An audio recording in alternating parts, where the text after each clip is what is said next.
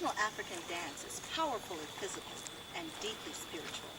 I'd like to share with you some of the wonderful dances of my people, the people of the West African nation, Liberia.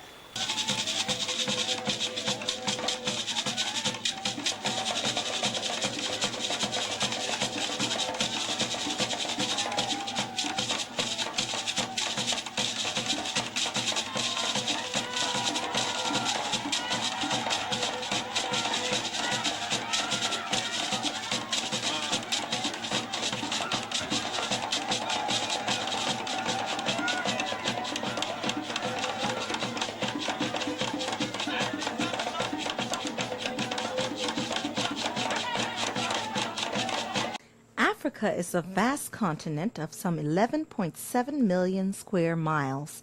It has more than 50 independent countries, a population of over 400 million people who speak almost 1,000 different languages.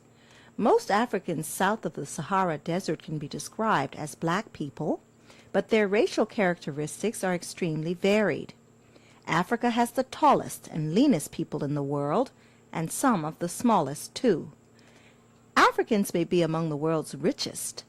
Many are the world's poorest. There are the light-skinned Berbers of North Africa. There are Asian Africans and European Africans who have lived on the continent for generations. So there are few generalizations that can be made about Africa.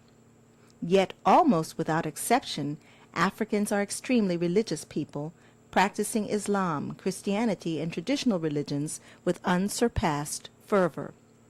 Music and dance occupy a very special significance in the lives of African people. Long before the spread of Islam and Christianity, long before Europeans colonized the continent, traditional African religion demanded that Africans dance. Everywhere on the African continent, drums are heard, and everywhere, Africans move in rhythmic oneness with the drum.